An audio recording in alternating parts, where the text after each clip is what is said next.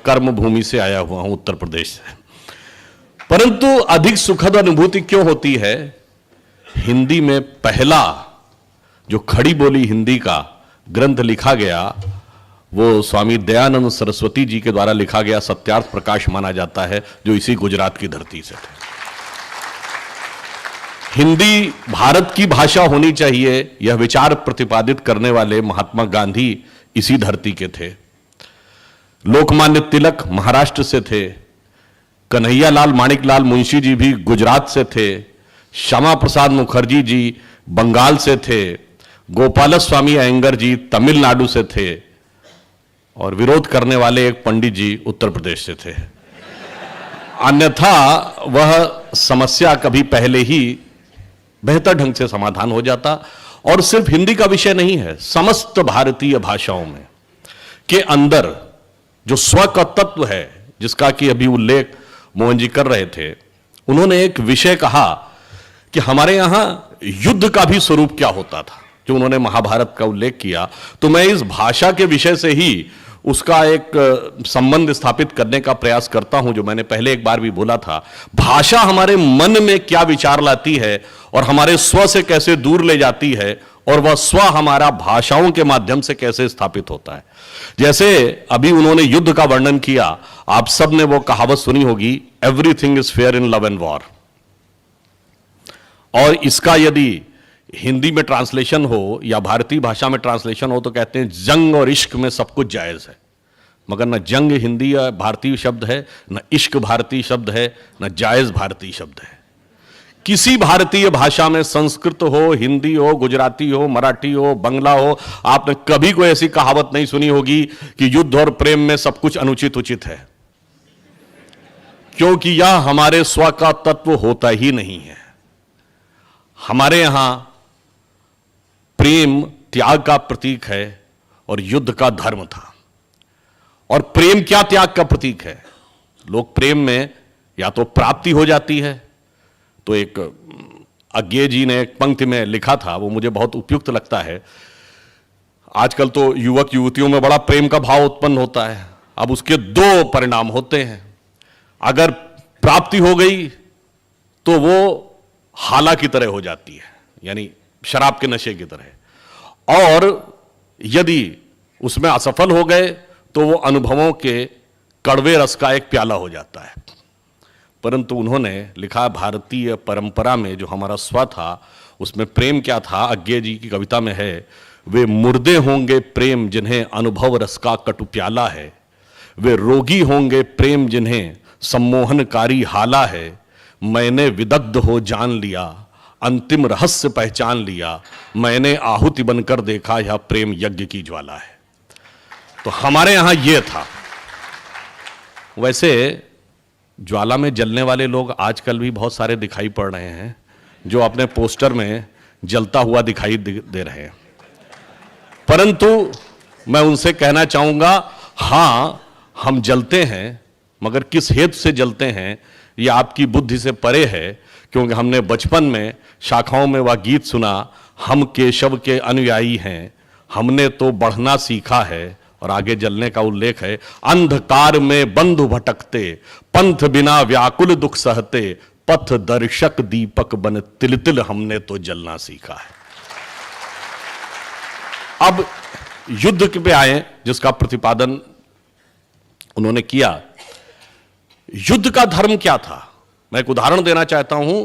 महाभारत के युद्ध का उन्होंने उल्लेख किया। महाभारत में एक प्रसंग आता है कि जब कर्ण और अर्जुन का युद्ध हो रहा होता है, तो नागों का राजा विश्वसेन कर्ण के रथ के पास पहुंचता है और उसके तर्कश में जाकर कहता है कि मेरा भी अर्जुन उतना ही बड़ा शत्रु है जितना तुम्हारा शत्रु है, बस अपने बाण पर चढ़कर मुझे अर्जुन के रथ तक पहुंचने दो और मैं इसको डसकर समाप्त कर दूंगा, मेरा भी प्रतिशोध पूरा और तुम्हारे शत्रु की मृत्यु।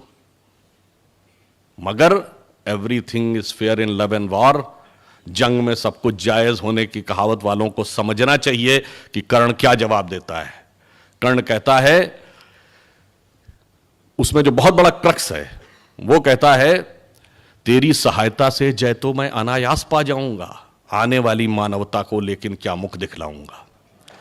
आगे की पंक्ति और महत्वपूर्ण है, जो भारतीय परंपरा के स्व को कहती है, उसमें सारा क्रक्स है। वो कहता है अर्जुन है मेरा शत्रु, किंतु वह सर्प नहीं नर ही तो है, संघर्ष सनातन नहीं शत्रुता इस जीवन भर ही तो है। अब जब हम जन्म जन्मांतर में विश्वास करते हैं तो धर्म अलग हो जाता है। तो वो कहता अगला जीवन किस अर्थ हो, फिर हो द्वेषांध बिगाड़ूं मैं, सांपों की जाकर शरण सर्प बन क्यों मनुष्य को मारूं मैं, जा भाग मनुज का सहज शत्रु मित्रता न मेरी पा सकता, मैं किसी हेतु भी यह कलंक अपने सिर नहीं लगा सकता। और यह सिर्फ हमारे कथानकों में नहीं, रियल हिस्ट्री में है। केरल में जब पुर्तगीज आते हैं तो पद्मनाभ मेनन जी ने अपनी जो किताब में हिस्ट्री ऑफ केरल में लिखा है कि वहां के राजाओं ने जब पुर्तगालियों से युद्ध की बात कही तो एग्जैक्टली वही बात जो मोहन जी कह रहे थे। उन्होंने कहा भाई युद्ध एक अलग मैदान में होगा, युद्ध में हम ड्रम बजाएंगे, फिर उसके बाद आपसे युद्ध प्रारंभ होगा, किसी आम व्यक्ति को मारा नहीं जाएगा। और इस प्रकार से उन्होंने पूरा जो विषय बताया तो पुर्तगालियों को लगा कि ये युद्ध की बात कर रहे हैं या किसी खेल की बात कर रहे हैं। और ये ऐसा ही नहीं, उत्तर भारत में राजस्थान में कर्नल जेम्स टॉड हुए जिन्होंने लिखा annuls and antiquities of Rajasthan. उनकी हर बात से हम सहमत नहीं हैं, मगर उन्होंने एक बात लिखी कि भारत के जो हिंदू राजा थे इनके लिए ऐसा लगता है कि युद्ध जीवन मरण का प्रश्न नहीं होता था, वो शक्ति प्रदर्शन के टूर्नामेंट की तरह उसको लेते थे और किसी को मारते नहीं थे, और अंत में वो लोग जो विजयी हो गया उसके उपरांत चले जाते थे। ये हमारे यहां युद्ध का धर्म था। इसीलिए आप कहेंगे चलिए ये तो मिडिवल हिस्ट्री थी, मॉडर्न हिस्ट्री में आइए। आज भारत की सेना यूएन पीस कीपिंग फोर्स की सबसे एक्टिव आर्मीज में से एक है। ये उतना महत्वपूर्ण नहीं है, महत्वपूर्ण यह है कि भारतीय सेना जो यूएन पीस कीपिंग फोर्स में जाती है उसके खिलाफ ह्यूमन राइट्स के जो मामले आते हैं वो कोई भी मामले नहीं आते, अन्य सेनाओं के सामने मामले ज्यादा आते हैं क्योंकि वो युद्ध की मर्यादा के उस स्व से निकले हुए हैं। अब इसलिए मैं कहता हूं जब हम स्व को समझने का प्रयास करें तो सबसे पहले तो जैसा कि बताया स्वतंत्रता, हमें स्वाधीनता मिली, पर हमारे तंत्र में स्व का भाव कितना है। और तंत्र में स्व का भाव का सबसे पहले तिरोभाव या अभाव वहां से प्रारंभ हुआ जब हमसे कहा गया कि हम एक देश तो थे ही नहीं कभी, हम तो दूसरे लोग आके सेटल होते चले गए और हम ये राष्ट्र बनता गया। मुझे याद है बचपन में जब राजीव गांधी जी प्रधानमंत्री थे, लोगों को याद होगा दूरदर्शन के ऊपर एक वो आता था, बार बार एक प्रोग्राम के बाद एक शेर सुनाया जाता था, सरजमीने हिंद पर अक़वाम आलम के फिराक, काफिले बसते गए हिंदोस्तां बनता गया। जैसे हम कोई सराय थे, हम कोई मेले थे, हम कोई डेरे थे कि लोग आके सेटल होते चले गए और बनता गया। ये स्व का भाव नहीं, हमारे स्व का भाव क्या है? जैसे हिंदी के प्रख्यात कवि जयशंकर प्रसाद जी की पंक्ति में कहता हूं, हमारा राष्ट्र स्वभाव ये है, हिमालय के आंगन में प्रथम उसे किरणों का दे उपहार, उषा ने हंस अभिनंदन किया और पहनाया हीरक हार। जगे हम लगे जगाने विश्व, लोक में फिर फैला आलोक, व्योम तम पुंज हुआ तब नष्ट, निखिल संस्कृति हो उठी अशोक। तो संपूर्ण विश्व को ज्ञान हमने यहां से दिया, वह हमारा राष्ट्रीयता थी, वह हमारा स्व का तत्व था। तो पहला तो राज्य का स्वतत्व। दूसरा, हम ये देश थे क्या? बहुत से लोग ये कहते हैं कि भाई भारत क्या है। एक पुस्तक मैंने पढ़ा, वो कहते हैं India is not a geographical entity, you will say it is more fine and subtle than that. तो उससे फाइन एंड सब्टल क्या? Historical entity. कहते हैं no, it's more finer and subtle than that. Then it is more finer is cultural. No, it's more finer than that. Then it is religious. It's more finer than that. Then it is spiritual. कहता है no, it's more finer than that. तो पूछता है कि spiritual से ज़्यादा फाइनर क्या है?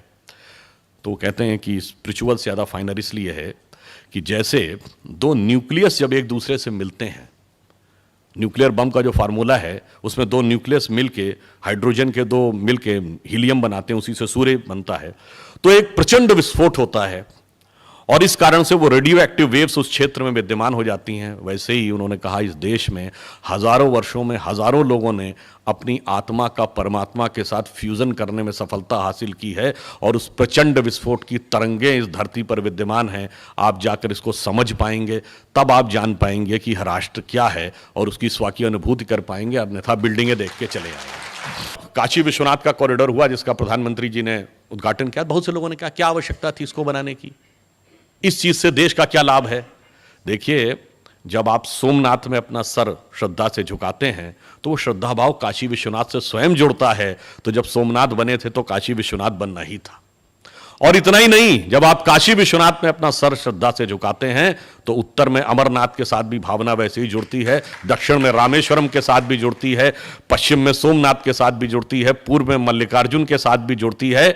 और इतना ही नहीं, वो काठमांडू के पशुपतिनाथ के साथ भी जुड़ती है, पाकिस्तान के कटास राज के साथ भी जुड़ती है, कैलाश मानसरोवर के साथ भी जुड़ती है। वह हमारा हिस्सा राजनीतिक दृष्टि से कहीं भी चला गया हो, वह इस राष्ट्र की चेतना अखंड यथावत रहती है। और यदि आप लोग जाकर चेक करें, चाहे तो अभी भी चेक कर सकते हैं, चंगेज खां और जितने मंगोलिया के मकबरे हैं उनके बाहर आप जाके उसकी फोटो देखेंगे तो त्रिशूल लगा हुआ है और श्रृंगी भी लगी है मकबरे के बाहर। क्यों? आप किसी से इतिहास से पूछिए तो कहते मंगोलों का धर्म क्या था, कहते तेंद्रिन था। तेंद्रिन और कुछ नहीं था, तंत्र शब्द का अपभ्रंशी तेंद्रिन है और तंत्र के देवता भगवान शंकर हैं, इसलिए मकबरे के बाहर त्रिशूल लगा है। वहां तक जाके हमारा भाव जुड़ता है।